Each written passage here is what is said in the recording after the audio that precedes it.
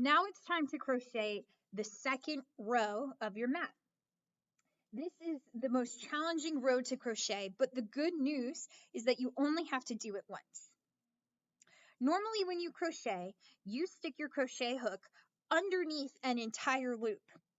But because we don't have anything underneath our loops right now, we're going to stick our hook inside of our loops. So only for this row will you stick your hook inside your loops. After that, you'll stick your hook under your loops.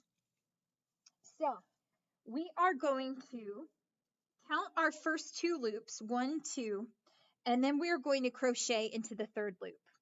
We need these first two loops as a little extra room because when you turn around and start another row, you need 2 chains so that your mat doesn't get too tight. Otherwise, it'll start tapering inward. So you have to make sure that you chain 2 on each end, and I'll show you what to do when we get there. So we're going to skip the first 2 loops, and then again, for this row only, we are going to stick the hook inside the loop. Not under it, but inside it. So we are going to skip the first 2 chains, stick the hook inside the loop. So now you've got this. You've got your hook inside your third loop. Now it's time to do a single crochet. And here's how it works. You do yarn over, and remember we always do yarn over from right to left. You come from behind the back of the hook. So you do yarn over from right to left, and then this top loop is going to come up and over your yarn over.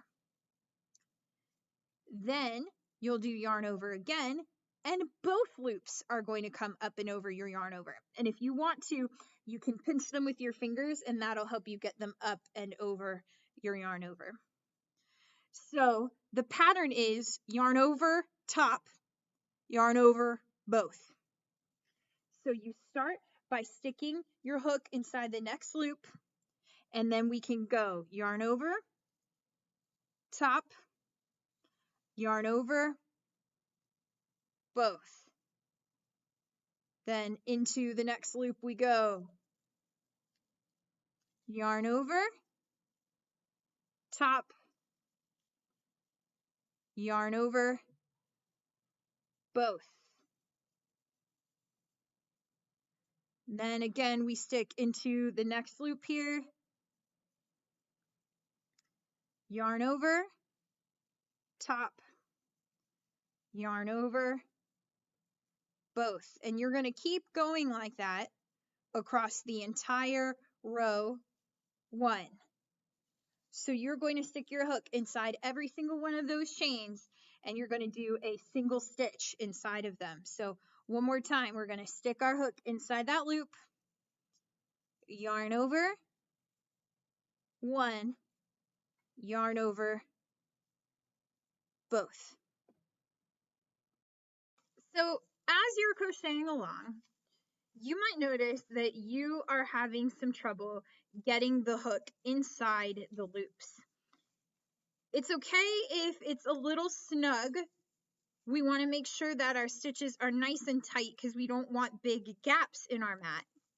But you don't want to have to work with a lot of force to stab that crochet hook into a loop. So if you're finding that that's happening and you're having to stab your hook into your loop and squeeze it in there, then your chains might be too small.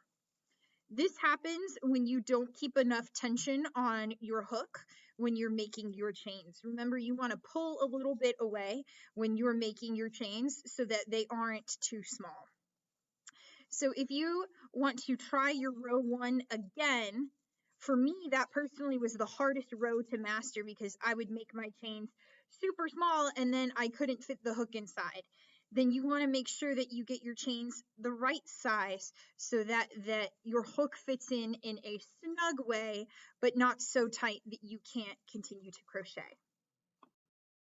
Okay, I'm nearing the finish line on my second row. I've only got 3 more loops to go.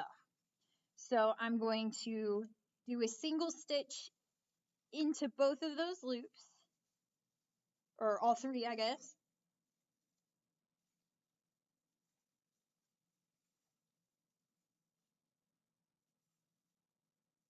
All right, and there's no more loops left. So before you turn around to go to the third row, you are going to chain 2. And you'll always chain 2 at the end of every row, and that will keep your mat from getting too tight on the ends. So here's a reminder of how to chain. It's just like we did at the very beginning. We're going to do yarn over, and that one hook or a loop that's on the hook, we're going to pull it up over. We're going to do that twice. So yarn over, and then take that loop and pull it up over. And that is row 2 of your mat.